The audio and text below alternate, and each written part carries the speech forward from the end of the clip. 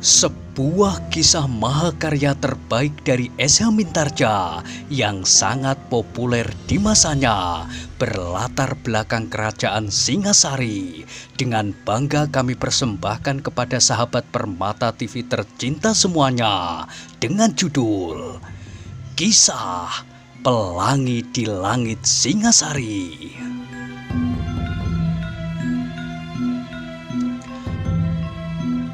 Pada kesempatan yang sangat baik ini, kita masuk pada episode yang ke-152. Selamat menikmati.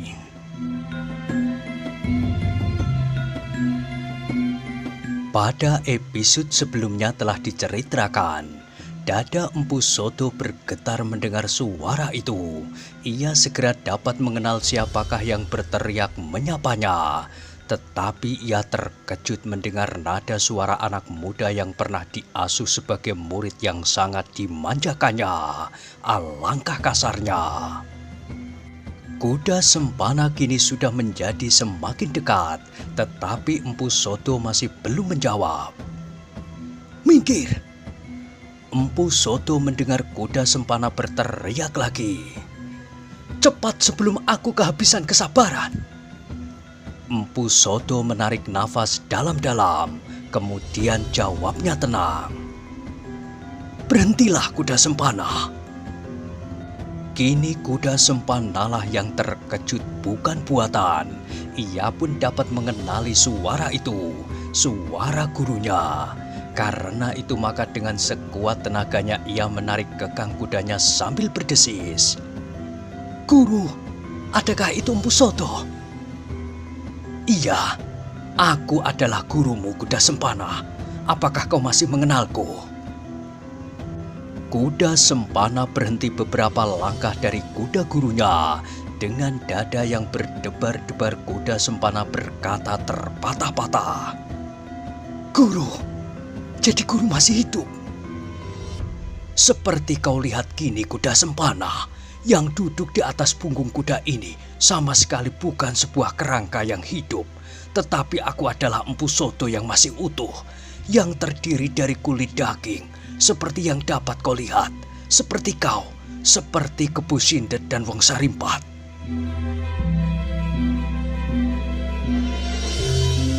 Darah kuda Sempana terasa berdeburan di dalam jantungnya.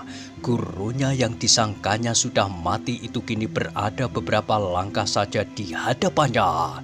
Namun justru karena itu, maka seolah-olah membeku di atas punggung kudanya. Anak muda itu terkejut ketika ia mendengar gurunya bertanya, "Apakah yang kau bawa itu kuda Sempana?" Tiba-tiba terasa sepercik kebanggaan di dalam hati anak muda itu. Dengan dada tengadah ia menjawab, "Guru, setelah kita berusaha sekian lama dengan sia-sia, akhirnya maksud itu tercapai juga. Ini adalah tubuh Maesa Agni." "Hei!" Sejenak kemudian Empu Sodo itu pun terbungkam. Ia melihat tubuh terkulai tersangkut menelungkup di punggung kuda Sempana itu pula. Dengan terbata-bata ia kemudian bertanya, "Apakah anak itu sudah mati?" "Belum, Guru. Ia baru pingsan. Paman Kebu Sindet dan Paman Wong Sarimpat menghendaki ia tetap hidup." Empu Sodo menarik nafas dalam-dalam. Serasa urat-uratnya yang menegang itu pun mengendor kembali. Ternyata ia masih sempat bertemu dengan Maesa Agni yang masih hidup. "Jadi Maesa Agni masih hidup?" "Iya, Guru." "Kenapa ia tidak dibunuh saja olehmu atau oleh kedua iblis dari kemundungan itu?" "Paman Kebu Sindet dan Paman Wong Sarimpat ingin melihat Maesa Agni ketakutan. Mati terlampau cepat bagi Maesa Agni agaknya terlampau menyenangkan. Apa yang akan mereka kerjakan? Aku akan membuat perhitungan dengan anak ini. Apa yang akan kau lakukan? Kau akan melakukan perang tanding di bawah saksi pamanmu Kebu Sindet dan Wong Sarimpat." Kuda Sempana terdiam sejenak. Ia menjadi ragu-ragu untuk menjawab. Tetapi gurunya mendesaknya. begitu?" "Tidak, Guru," sahut kuda Sempana. "Dalam keadaannya, aku akan dapat berbuat apa saja atasnya. Dan kau akan melakukannya juga." Kuda Sempana merasakan pertanyaan gurunya itu agak aneh. Ia tidak melihat kegembiraan pada sikap dan kata-kata Empu Sodo. Sejak lama mereka berusaha untuk dapat berbuat seperti ini, menangkap Mahesa Agni untuk melepaskan dendam yang membara di hati. Tetapi setelah ia berhasil menangkap anak muda itu, terasa pertanyaan-pertanyaan gurunya agak sumbang. "Bagaimana, Kuda Sempana? Kau akan melakukannya?" Tiba-tiba kuda Sempana menjadi semakin bingung. Karena itu maka jawabnya, "Aku tidak tahu, Guru." "Kuda Sempana," desis Empu Sodo, "sebaiknya kau menilai dirimu sendiri. Apakah kau dapat bersikap jantan atau tidak? Kalau kau merasa dirimu laki-laki, jangan kau berbuat seperti itu. Berbuatlah seperti seorang laki-laki." Kuda Sempana bertambah bingung mendengar kata-kata gurunya. Ia tidak segera menangkap maksudnya itu. Bukankah gurunya sendiri pernah berbuat hal-hal yang dapat disebut licik dan sama sekali tidak jantan? Adalah tidak dapat dibanggakan kemenangan Empu Sodo atas Mahesa Agni seandainya pada saat itu Empu Gandring tidak hadir, dan seandainya saat itu Empu Sodo berhasil menangkap atau membunuh anak muda itu. Sekarang gurunya itu bertanya tentang kejantanan dan sikapnya sebagai seorang laki-laki. Karena kuda Sempana tidak segera menjawab, maka Empu Sodo berkata selanjutnya, "Kuda Sempana, sebaiknya kau hentikan perbuatan semacam itu. Seperti kau juga, kini aku menyesal bahwa aku pernah berbuat gila-gilaan." Kuda Sempana tidak segera menjawab. Dadanya masih diliputi oleh perasaan yang bersimpang siur, bahkan tidak dikenalnya sama sekali. Itulah sebabnya maka ia masih saja duduk mematung. Empu Sodo seterusnya masih berkata pula, "Kuda Sempana, apakah kau mengalami berbagai macam peristiwa berurutan itu sehingga hatimu masih juga membeku sekeras batu?" Kuda Sempana masih juga membeku dan Empu Sodo masih melanjutkan, "Apakah yang telah kau mulai dalam perjalanan hidupmu setelah kau terpisah daripadaku, Kuda Sempana? Di tanganku kau telah aku jadikan seorang yang licik dan pendendam. Kemudian kau bergaul dengan orang-orang Kebu Sindet dan Wong Sarimpat. Apakah kira-kira yang kemudian tergores pada dinding hatimu? Apakah kau kemudian menyadari keadaanmu? Atau bahkan kau menjadi semakin puas dan garang?" Kuda Sempana menundukkan wajahnya. Tidak disengajanya ia memandangi tubuh Mahesa Agni yang masih saja pingsan. Beberapa hari yang lewat, ia kehilangan segala macam pertimbangan dan kehendak. Bahkan hatinya benar-benar serasa membeku. Bukan karena ia ingin melakukan apa saja untuk melepaskan dendamnya, tetapi serasa ia telah kehilangan arah dan pedoman hidupnya. Ia berbuat apa saja tanpa dapat mempertimbangkan tujuan dan akibatnya. Ia berbuat seperti alat yang digerakkan oleh tenaga orang lain, sehingga akhirnya ia berhasil berhadapan kembali dengan Mahesa Agni. Ketika ia berkelahi dengan Mahesa Agni itulah, maka keinginannya untuk membunuh ternyata telah terungkat kembali, meskipun tidak sedahsyat semula. "Kuda Sempana," panggil Empu Sodo kemudian. Kuda Sempana mengangkat wajahnya. Dipandanginya mata gurunya yang tajam, seakan-akan langsung menembus pusat jantungnya. Sehingga kuda Sempana itu pun tiba-tiba menundukkan kepalanya kembali. "Berikanlah Mahesa Agni itu kepadaku." Kuda Sempana terkejut mendengar permintaan gurunya itu. Wajahnya menjadi tegang dan jantungnya berdebaran. Bukan saja karena ia sendiri ingin berbuat sesuatu atas Mahesa Agni, tetapi Mahesa Agni itu kini seakan-akan bukan miliknya. Mahesa Agni itu seakan-akan hanyalah barang titipan. Kuda Sempana, berikan Mahesa Agni itu kepadaku, ulang gurunya. Dalam kesuraman sinar bulan yang tinggal secapik itu, Empu Sodo melihat wajah kuda Sempana memancarkan beribu pertanyaan. Wajah yang menjadi kian tegang itu sekali-kali terangkat dan kemudian kembali menunduk. Apakah kau berkeberatan, kuda Sempana? Bertanya gurunya. Guru, sahut kuda Sempana kemudian dengan penuh kebimbangan. Aku membawa Mahesa Agni atas perintah Paman Kepu Sindet. Empu Sodo mengangguk-anggukkan kepalanya. Karena perintah Kepu Sindet, maka kau tidak akan memberikannya kepada siapapun juga, meskipun kepada gurumu. Adakah lebih baik bagimu melakukan perintah Kepu Sindet atau memenuhi permintaanku? Sekali lagi kuda Sempana terbungkam. Ia tidak dapat menjawab pertanyaan itu. Bahkan terasa jantungnya menjadi semakin keras berdentang di dalam dadanya dan kepalanya menjadi pening. Kuda Sempana, berkata Empu Sodo selanjutnya. Aku tidak akan memperhitungkan pendirianmu. Aku tetap pada pendirianku bahwa aku harus mendapatkan Mahesa Agni itu, kalau perlu dengan segala macam cara. Guru, kuda Sempana hampir menjerit karena kebingungan dan sesak yang menyumbat dadanya. Aku tidak tahu apakah yang sebaiknya aku lakukan. Apakah kau tidak dapat mendengar kata-kataku? Berikan Mahesa Agni kepadaku. Itulah yang harus kau lakukan. Bagaimana kalau Paman Kepu Sindet marah? Itu tanggung jawabku. Untuk apakah sebenarnya guru memerlukan Mahesa Agni? Apakah guru ingin membunuhnya?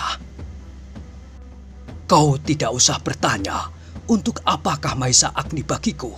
Tetapi aku tidak akan mempergunakannya untuk memeras bakal permaisuri yang kau gilai itu. Kau tahu maksudku? Kuda Sempana menggelengkan kepalanya. Jawabnya, aku tidak tahu guru. Kau pun telah masuk ke dalam perangkapnya. Kalau kau masih mau mendengarkan nasihatku, serahkan Mahesa Agni kepadaku dan tinggalkan Kepu Sindet dan Wong Sarimpat. Kuda Sempana terpaku di atas punggung kudanya sejenak. Kata-kata gurunya itu amat asing bagi telinganya dan bagi hatinya. Ia tidak dapat membayangkan apakah yang akan dilakukan kemudian. Bagaimana? Bertanya Empu Sodo. Aku tahu selama ini kau mesti mendapat banyak petunjuk dan ajaran-ajaran dari kedua iblis itu yang tanpa kau sadari telah ikut berpengaruh membentuk dirimu. Tetapi itu bukan karena salahmu, itu juga karena salahku. Aku telah membuat kau tanah yang subur bagi ajaran-ajaran Kepu Sindet dan Wong Sarimpat. Tetapi aku sempat melepaskan diri. Aku harap kau pun mau mendengarkan kata-kataku. Kuda Sempana duduk membeku di tempatnya, serasa ia mendengar kata-kata gurunya itu di dalam mimpi yang mengambang. Ia tidak segera menangkap maksud dan maknanya, tetapi Empu Sodo menjelaskannya. Maksudku kuda Sempana, hentikan segala kesesatan. Jalan yang kau tempuh telah terlampau jauh. Sekarang kembalilah. Mari kita mencari jalan bersama-sama. Jalan yang terang. Jalan yang tidak digelimangi oleh segala macam noda. Kuda Sempana merasakan sentuhan kata-kata gurunya. Tetapi sentuhan itu agak terlampau lemah. Hatinya selama ini telah menjadi semakin keras, sekeras batu selama ia berada di dalam lingkungan Kepu Sindet dan Wong Sarimpat. Namun kuda Sempana itu menjawab, Guru, meskipun seandainya aku ingin kembali mencari jalan lain, aku kira tak ada dunia yang sanggup menerima aku. Aku telah terdorong dalam duniaku yang sekarang dan aku tidak akan dapat kembali. Empu Sodo mengerutkan keningnya. Jawabnya, "Kuda Sempana, kau masih cukup muda. Umurmu menurut tanggapan lahiriah masih lebih panjang dari umurku. Tetapi aku merasa bahwa aku dapat menemukan jalan itu. Kau pun pasti akan menemukannya. Tak ada batas yang dapat menutup kemungkinan itu sampai saat terakhir dari hidup. Selama kita masih sempat merasa diri kita bersalah dan dengan ikhlas dan bersungguh-sungguh mengakui segala kesalahan untuk bertaubat, maka jalan itu selalu terbuka bagi kita." Sekali lagi kuda Sempana merasakan sentuhan kata-kata itu. Secercah gurisan yang tipis telah mewarnai perasaannya. Sejenak anak muda itu termenung. "Pikirkan kuda Sempana, sementara itu serahkan Mahesa Agni kepadaku. Aku akan menyelamatkannya. Tidak akan membunuhnya seperti apa yang akan aku lakukan beberapa waktu yang lampau. Ini adalah satu bentuk perbuatan yang bersumber pada penyesalanku itu. Kalau kau sependapat dengan aku, maka lakukanlah hal yang serupa. Maka kau akan sampai ke jalan yang kau kehendaki, ke dunia yang kau ragukan apakah masih akan menerima kau kembali."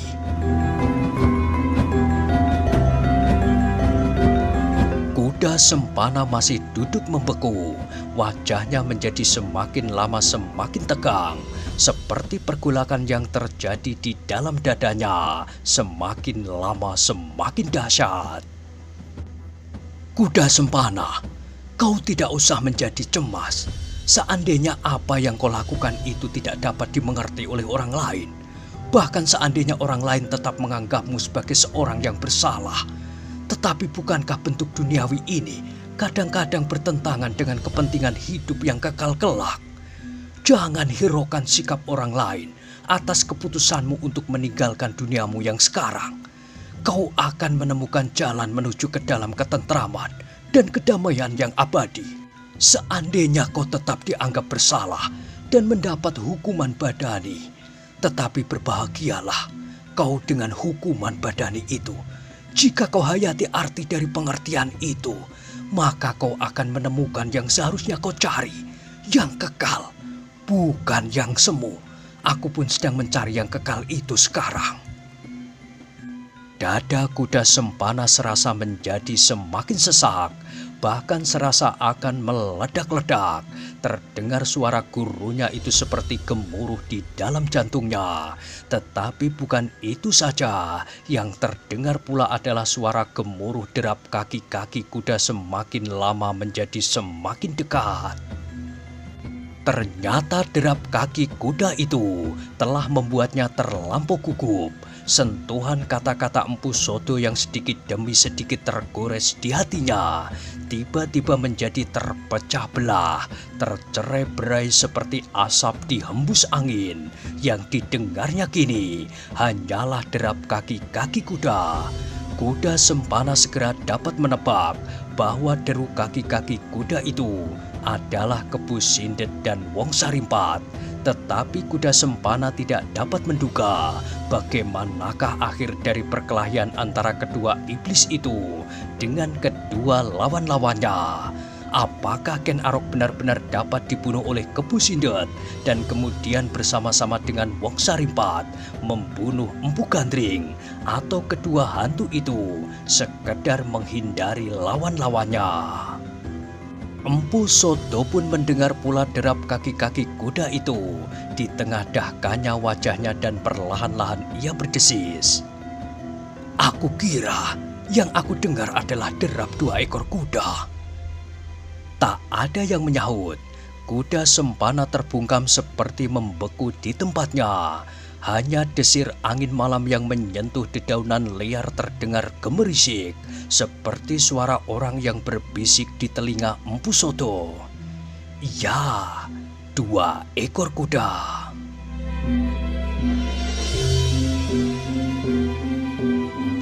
"Kuda Sempana," berkata Empu Sodo kemudian, "apakah kau tahu siapakah yang kira-kira akan datang?" Seperti tidak sadar kuda Sempana menyahut, "Paman Kebu Sindet dan Wong Sarimpat, Guru." Empu Sodo mengangguk-anggukkan kepalanya.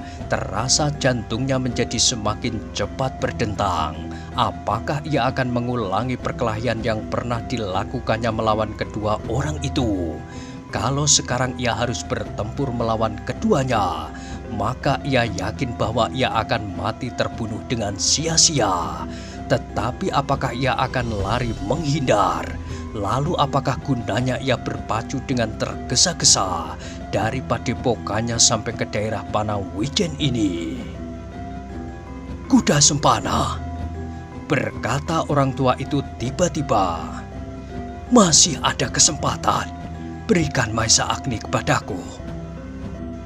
"Aku takut, Guru." Tiba-tiba terdengar suara kuda Sempana parau. "Baiklah, kau takut kepada kedua iblis itu," geram Empu Sodo. "Kalau demikian, akulah yang akan membunuhmu. Bagiku kau memang sudah tidak ada gunanya lagi." "Guru," suara kuda Sempana tersekat di kerongkongan. "Atau kau berikan Maisa Agni." Kuda Sempana tiba-tiba menjadi gemetar, seperti seseorang yang sedang berdiri pada tanah yang rapuh di tepi jurang. Sedikit saja ia bergerak, maka ia akan terperosok ke dalamnya, maju ataupun mundur. Tiba-tiba saja tanpa diketahuinya sendiri, kuda Sempana mengharap kuda-kuda yang berderap itu datang semakin cepat. Ia mengharap bahwa Kebu Sindet dan Wong Sarimpat akan melindunginya. "Ayo kuda Sempana!" Suara Empu Sodo semakin tajam menusuk jantungnya. "Cepat serahkan Maisa Agni, atau kau aku bunuh sekarang juga." Kini kuda Sempana benar-benar menggigil karena gelora di dalam dadanya yang menjadi semakin dahsyat. Apalagi ketika ia melihat gurunya mengangkat tongkatnya, maka darahnya serasa telah membeku. "Kau benar-benar akan membunuh dirimu, kuda Sempana." Kuda Sempana tidak menjawab. Meskipun sekali dua kali tangannya menyentuh hulu pedangnya, tetapi ia tidak dapat berbuat apapun menghadapi gurunya. Seandainya ia ingin melawan, maka perlawanannya itu akan tidak berguna sama sekali. Karena itu maka anak muda yang telah kehilangan gairah menghadapi masa-masa depannya itu kini benar-benar menjadi putus asa. Ia tidak merasa sesuatu kepentingan apapun untuk mempertahankan dirinya, apalagi terhadap gurunya. Kalau gurunya menginginkan Mahesa Agni, biarlah ia dibunuhnya. Itu lebih baik baginya daripada ia akan mati dalam kengerian di tangan Kebu Sindet dan Wong Sarimpat yang pasti akan menjadi sangat marah. Dengan demikian, maka kuda Sempana itu pun menjadi pasrah. Ia tidak ingin lagi berusaha sesuatu untuk menyelamatkan dirinya. Dengan dada yang membeku mati, ia menundukkan kepalanya. Ia tidak akan mengelak meskipun ia melihat Empu Sodo telah mengangkat tongkatnya. Derap kedua ekor kuda yang didengar oleh Empu Sodo pun menjadi semakin dekat. Ia sudah semakin terdesak waktu. Hatinya yang bergelora telah mendorongnya maju beberapa langkah. Ia melihat Maisa Agni yang pingsan dan ia mengenangkan semua peristiwa yang pernah dialaminya. Kini ia sadar sesadar-sadarnya menghadapi keadaan. Ia datang ke Panawijen untuk mengurangi kesalahannya dan berusaha menyelamatkan Mahesa Agni. Karena itu siapapun yang menghalanginya harus disingkirkan.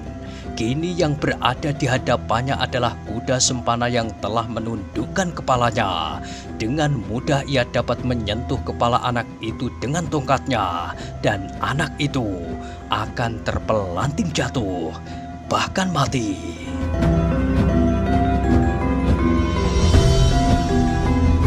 Namun tiba-tiba dadanya menjadi semakin bergelora. Kuda Sempana itu adalah muridnya. Betapapun juga maka ia tidak segera dapat melupakan hubungan yang selama ini telah terjalin. Dan tiba-tiba pula ia melihat anak muda yang pasrah itu dengan hati yang jujur. Kesalahan ini tidak seluruhnya dapat ditumpahkan kepada Kuda Sempana. Justru kesalahan terbesar adalah terletak pada dirinya sendiri. Ia adalah orang yang harus bertanggung jawab. Kenapa anak muda itu menjadi liar dan buas? Ia adalah seorang yang patut menanggung segala akibat dari kebinalan Kuda Sempana, karena Kuda Sempana adalah muridnya. Empu Sodo yang sudah mendekati muridnya itu pun menjadi tertegun. Ia pun kemudian membeku seperti Kuda Sempana, tetapi kemudian hatinya pun menjadi bulat. Ia tidak akan meletakkan tanggung jawab kepada Kuda Sempana, tetapi kepada diri sendiri. Dengan tekad yang menyala di dalam dadanya, ia bergumam, "Aku akan hadapi kedua iblis itu dengan mempertaruhkan nyawa." Kuda Sempana yang telah menundukkan wajahnya dengan pasrah mendengar gumam yang lirih itu. Tiba-tiba dada anak muda itu pun terdesir pula. Ia tahu benar arti kata-kata gurunya, sehingga tanpa dikehendakinya sendiri, ia berkata, "Guru, mereka adalah orang-orang yang sangat buas." Empu Sodo mengerutkan keningnya. Dipandanginya muridnya dengan pandangan yang suram. Ternyata betapapun anak itu jauh tersesat, tetapi ia masih mampu membuat perbedaan antara sifat-sifat seseorang. Dengan nada yang datar, Empu Sodo menjawab, "Terima kasih akan peringatanmu itu, Kuda Sempana. Agaknya kau masih juga menyayangkan nyawaku. Tetapi aku sudah bertekad untuk berbuat sesuatu. Aku sudah bertekad untuk menyelamatkan Mahesa Agni. Nah, kemudian terserah padamu. Kalau aku mati dalam perkelahian ini, maka aku akan mati dengan dada yang lapang. Sebab aku mati selagi aku berusaha untuk berbuat sesuatu yang bermanfaat bagi manusia dan kemanusiaan. Sebab menurut perhitunganku, keselamatan Mahesa Agni bukanlah sekedar Mahesa Agni seseorang, tetapi di belakangnya adalah seluruh penghuni Padukuhan Panawijen yang mengalami kekeringan. Sedang apabila aku berhasil keluar dari pertempuran ini dengan selamat, aku sudah memberitahukan kepadamu bahwa aku memerlukan Mahesa Agni itu." Kepala Kuda Sempana terasa menjadi semakin pepat. Semua yang akan terjadi sama sekali tidak dikehendakinya. Ia tidak ingin gurunya Empu Sodo itu mati. Tetapi kalau ia hidup, maka Mahesa Agni itu akan dimintanya justru untuk menyelamatkannya. Dalam kepepatan itu terdengar Empu Sodo berkata, "Menepilah Kuda Sempana, jadilah saksi perkelahian ini. Kalau aku mati, mungkin kau masih juga bersedia untuk menguburkan mayatku." Kuda Sempana tidak menjawab kata-kata gurunya, tetapi gelora di dalam dadanya menjadi kian gemuruh meledak-ledak. "Menepilah!" Terdengar lagi suara Empu Sodo. "Itulah, mereka sudah datang." Dengan dada yang hampir meledak, Kuda Sempana mendengar derap kuda semakin dekat, seperti didorong oleh sebuah pengaruh yang tak dimengertinya. Ia menggerakkan kudanya menepi. Ketika ia memalingkan kepalanya, maka dilihatnya dua ekor kuda berpacu dalam kesuraman sinar bulan tua yang kekuning-kuningan. Segera Kuda Sempana mengetahui bahwa keduanya itu adalah Kebu Sindet dan Wong Sarimpat. Sekali lagi terdorong oleh perasaan yang tak dikenalnya, anak muda itu berdesis, "Guru, mereka adalah orang-orang yang sangat buas." "Iya, aku sudah mengenal mereka dengan baik," jawab Empu Sodo. "Sekali lagi terima kasih akan peringatanmu. Sebaiknya guru meninggalkan mereka." Empu Sodo menggeleng. Aku akan menyelamatkan Maisa Agni. Aku akan berbuat apa saja untuk kepentingan itu. Mungkin aku akan berbuat curang atau berbuat apa saja. Mungkin juga aku akan menjadi sangat licik. Aku tidak peduli lagi akan harga diriku.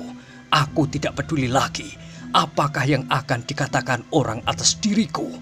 Tetapi aku sudah mempertimbangkan masak-masak untuk menyelamatkan Maisa Agni.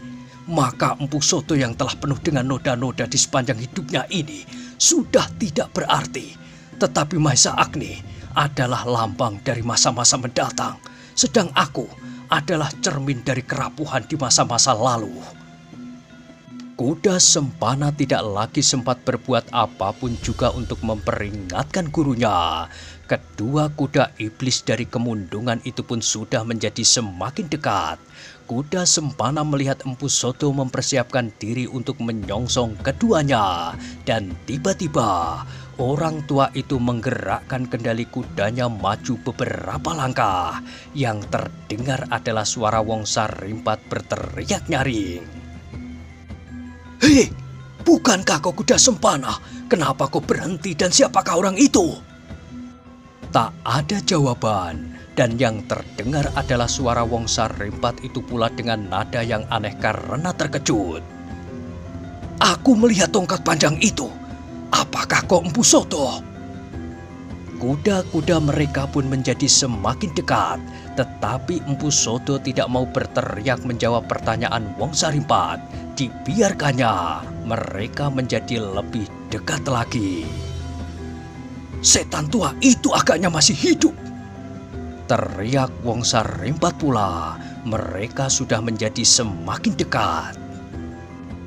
"Tetapi kali ini kau tidak akan lepas lagi dari tangan kami. Hei, Empu Soto yang malang, ternyata betapa jauh kau bersembunyi. Namun tiba-tiba kita telah bertemu lagi."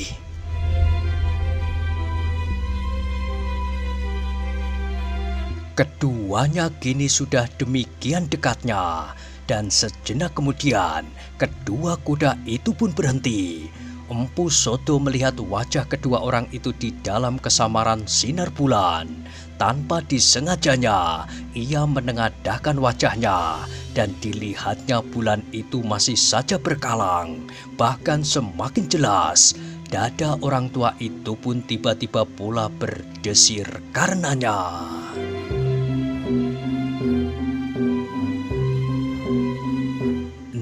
Nah, bagaimanakah kisah selanjutnya? Silahkan ikuti terus kisah Pelangi di Langit Singasari pada episode berikutnya. Sampai jumpa.